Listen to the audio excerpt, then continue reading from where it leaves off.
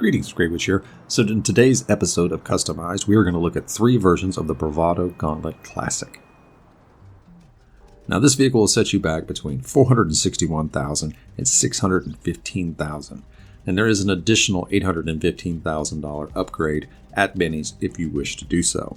Now, this vehicle is based on the first-gen Dodge Challenger, the 1970s Dodge Charger, and the 1970s Plymouth Superbird after the Benny's upgrade. It has a single-cam V8, 4-speed gearbox, and rear-wheel drive. For my first version, I went with more of a 1980s resto mod.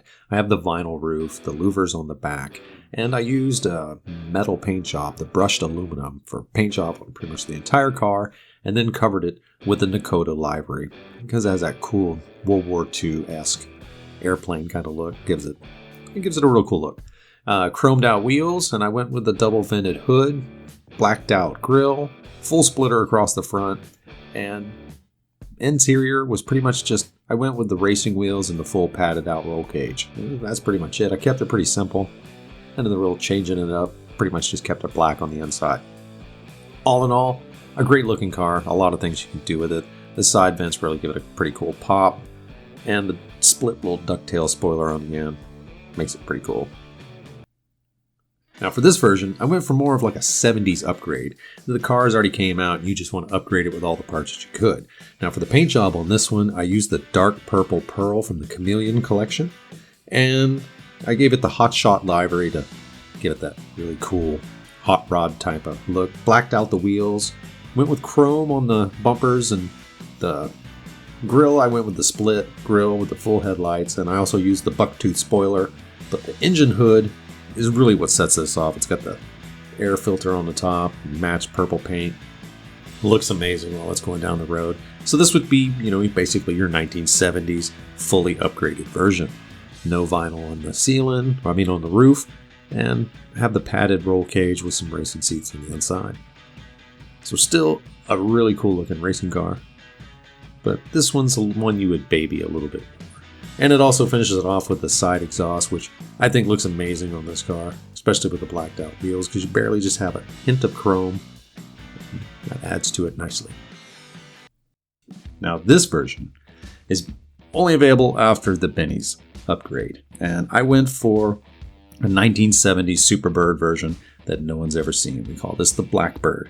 This is one of the most wanted versions of this car. It's just blacked out Superbird, and it looks really cool. I used blacked out wheels with just a hint of chrome, just to finish off with the chromeness around the windows and anywhere else that they have, like the side vents. And for the paint job on this, I went with metallic black with an ice white pearl, which gives it kind of that black on black kind of look, with still highlighting the lines and the curves of the vehicle. I used the Ridgeline hood, and the cone front end of the vehicle comes with the Benny's upgrade, and that big huge honking spoiler in the back just finishes it off. This is my absolute favorite version of this vehicle.